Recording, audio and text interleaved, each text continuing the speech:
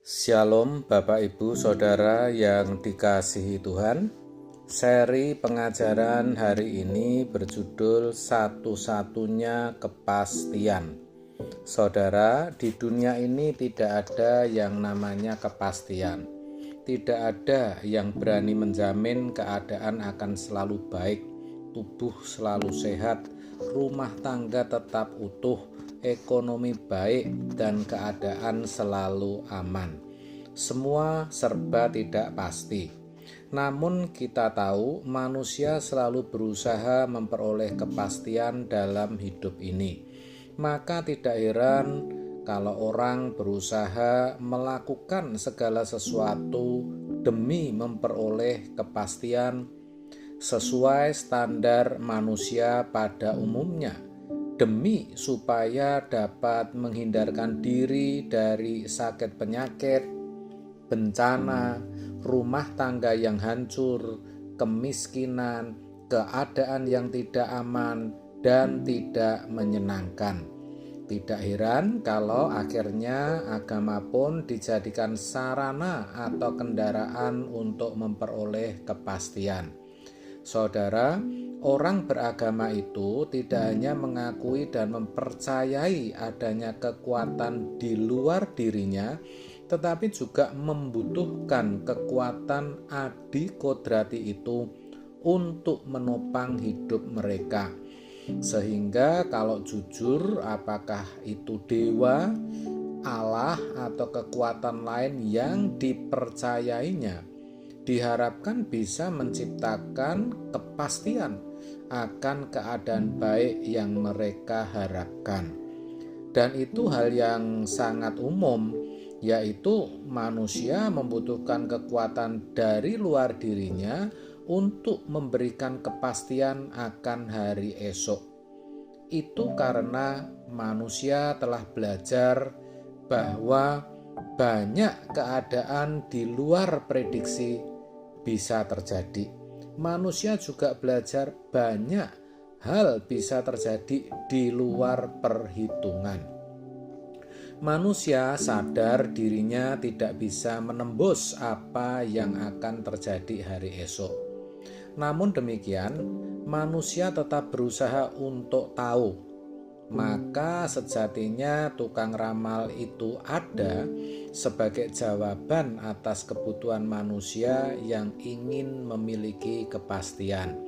Tetapi saya katakan kepada saudara, sebagai orang percaya, kita harus mengerti bahwa kita ini ada di dunia yang sudah jatuh.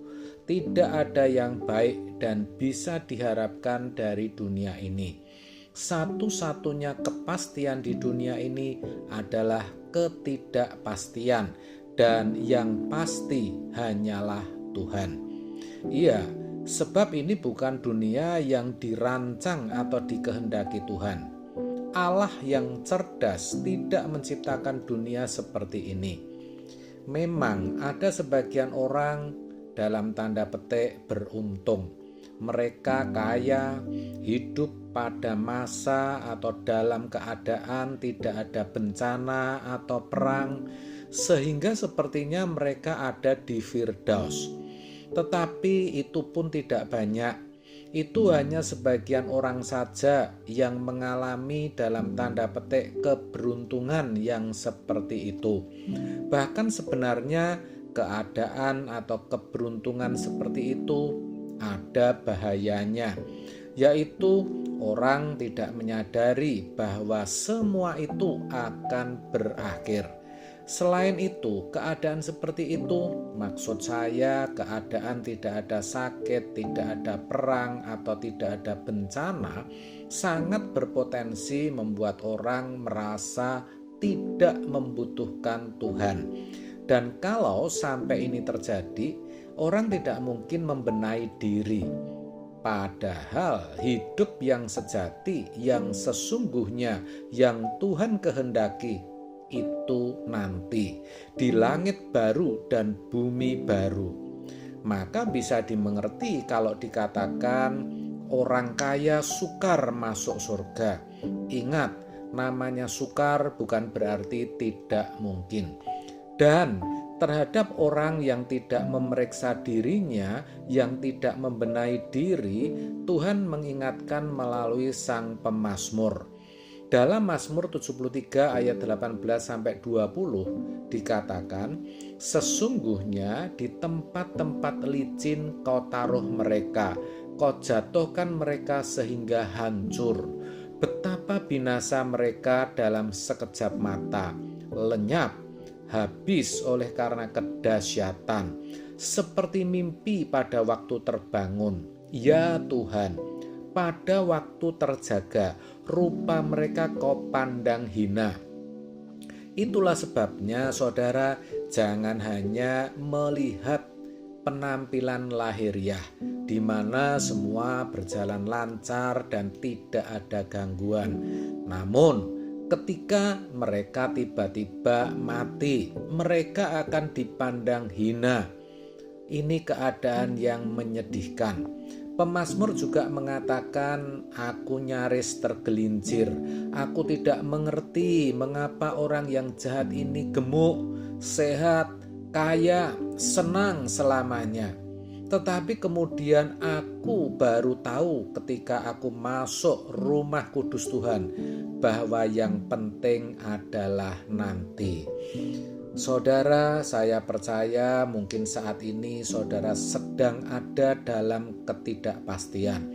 Tidak tahu bulan depan mau kontrak di mana, bagaimana harus bayar SPP anak, tidak punya tabungan, usaha sedang hancur.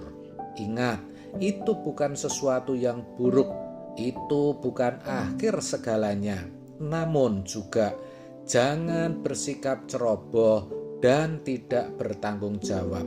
Jangan khawatir saudara, bunga di padang Tuhan hiasi, burung di udara Dia pelihara, dan kita lebih dari bunga di padang dan burung di udara.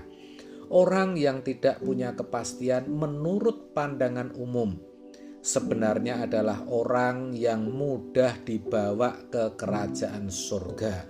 Ini berita baik saudara. Sebab apa? Sebab ia tidak hanyut dalam kesenangan dunia.